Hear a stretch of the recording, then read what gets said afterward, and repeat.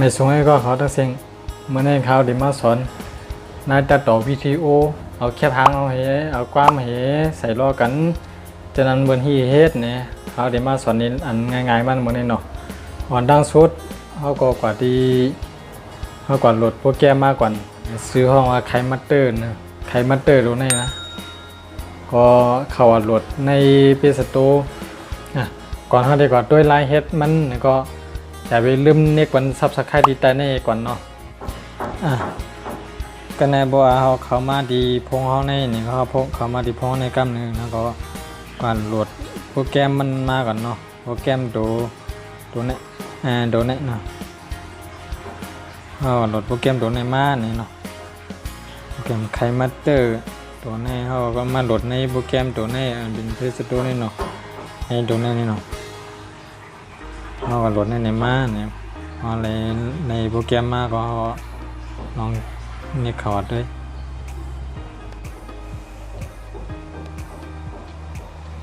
เข้ามาหน้าตาเราดีเป็นเส้นไหนนี่เนาะเส้นใดๆก็เข้าไปมีหรอกเพราะว่า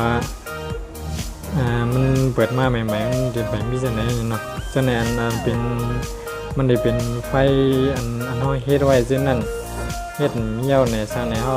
มันดิมาอยู่ที่ในนี่เนาะแล้วก็ขอเรียกสายดีอัพเป้านี่เนาะอัพเป้านี่ชิ้นนั้นคำหนึ่งเขาก็มาเลือกตั้งกวางวิดีโอมันเขาได้แค่ตั้งกวางถังพื้นเขาก็เรียกใส่ให้บทเต็มน้ำมันเนี่ยก็เขาเลือกใส่16.9นี่เนาะเรียกใส่อันคำ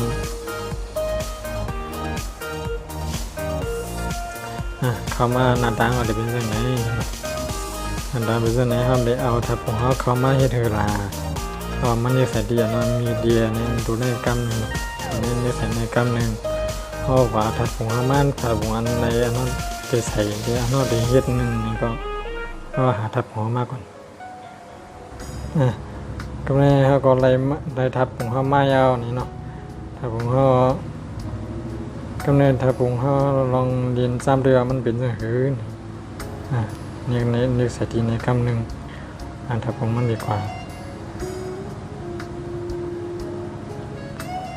ถ้าปุ่งมันกว่ายาวหน่อยนี่ก็เขาก็ใช้เนี่ยหนึ่งแก้มก็นี่ก็เขาก็นี่ใส่ทีถ้าปุ่งในคำแล้วก็สันมาตั้งหลังให้เนี่ยให้ปอดอีกหนึ่งเขาใครให้หรือมากระหืนนี่ก็อยู่ที่เขาติดตั้งไว้เนาะจันเข้ามาหากันไหนนี่ก็เฮ็ดเหมือนกัน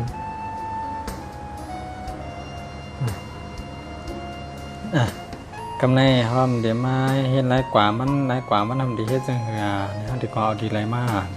ไรกว่ามันก็เขาเนี่ยใส่เทียนในกลางถัดหัวเนี่ยเนาะเนี่ยใส่ได้มันขาวๆในกำหนึ่งนี่มันเดี๋ยวออกมาบันเขาให้เขาเลิกอันไรกว่ามันเขาใครเลือกได้กว่าซึ่งใครเลือกซึ่งไหนเนี่ยจะนั่งตอนนี้ในกำหนึ่งทำแทงปุ๋งก็เขามาเห็นเหมือนกันด้วยเนาะอันนี้มันเงินขอคุยได้กว่ามันเขามีเห็นเขาเลือกนำมันทำเนาะใครทางหัวใจซึ่งไหนเนี่ยแล้วก็มันอยู่ที่นั้นถ้าผมเล็กแห้งกว่าแค่หันยาวอีกนึงก็ฉันไม่เลยนี่เสียทีถ้าผมกำนะนี่เสียทีถ้าผมกำเขาก็นิกยาวสันยาวไม่ไหนแค่หันหือนี่ก็นิกยาวมาคนนั้นก็เหมือนกันน่ากว่าเขาก็เลือกใส่เสื้อแขนในกลางถัดผมเขาไม่เหมือนกันกูอันเนาะจะไหนกำในทำความทำดีใส่มันดีใส่ที่เอาออดิโอเนี่ยออดิโอดันเป็นความมือตัวนี้เนาะนี่ใส่ในกำนึงเนี่ยก่อนแล้วความมันเขาดีใครใส่เขาได้ใส่อะไรเนี่ยเขามาเลือกความห้อยก่อนเขาได้ใส่มาถอดด้วยมันใครใส่ความในแล้วก็นี่ใส่ดีอันเป้าในกำเนี่ยความหมดเดมมาเลยเนี่ยอันเขียวๆเนี่ยจะเป็นความนะความอยู่ที่ความเป็นเจอเขาเนี่ยลองเนี่ยตามเลยความเขาเกี่ยวเขาเนี่ย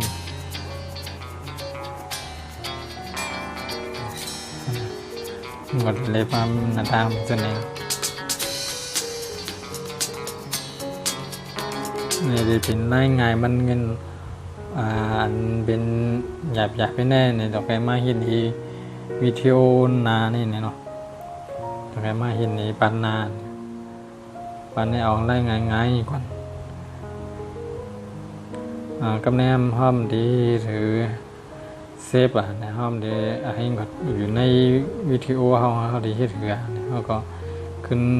เนื้อออกให้กำออกอันเป็นตัวนี้เดินเป็นห้ามยาตัวนี้เนี่ยเอาเนื้อตัวนี้กำหนึ่ง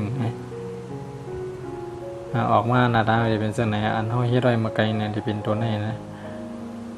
จะเป็นตัวนี้เนี่ยอันภาษีตัวนั้นเขาก็ขึ้นมาเนื้อสายดินในทางกำหนึ่งบัวเขาเห็นมีเยาวสาวเส้นนั้นก็ขึ้นมาเนื้อสายดินเป็นทางเขตตัดในกำบัวอันแดงในกำบัวเขาดีให้เซบอลเนี่ยก็เขามาเนื้ออันนับสองเนี่ยอันว่าเซเนี่ยเนาะเนื้อสายดินในกำมันก็ดีให้เขาเลิกอันนี้ก็เขาก็ต้องลดเลิกก็หางนี่ก็มันเนื้อสายดินมาเอ็กพอร์ตตัวนี้เนาะนี่ในกำนี่ใส่ที่ทางเดิมหญ้าไผ่ขวามุมไผ่ขวามือเนี่ยเนาะมันเป็นข้ามไปตัวนี้มันก็ดูเอ็กพอร์ตมันดีเอ็กพอร์ตให้ย่อปันให้เอ็กพอร์ตให้ย่อยก่อนเนาะอยู่ดีวิดีโอเขานะมันดียาวเนี่ยมันก็ดีว่าวิดีโอเขายาวเนี่ยก็มันก็ดีเฮ็ดถึงอีกนึงนี่เนาะไหนก็ไปกำก่อนก็แม่ก็ยาวเนี่ยเขาจะมีวิดีโออันเขาเฮ็ดมาไกลเนี่ยเขาขึ้นออกก่อนด้วยดีในวิดีโอเขานั่นเนาะเขาขึ้นออกไปเลยกันมันเขาด้วยทาปุ่งเขาว่าสังเขาว่าเส้นนะเขาหาด้วยในนั้นมันอยู่ในนั้นนะก็แม่เขาก็หาด้วยในเป็นทัดของเขาวิดีโอมันอยู่ที่ไรล่ะนี่ก็เขาก็นำหาโดย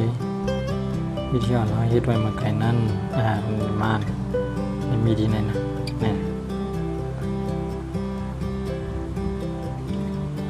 นี่เขาวิดีโอที่มาอยู่ในน่าเฮ็ดไว้มาไกลนั่นลองเรียนตามดิ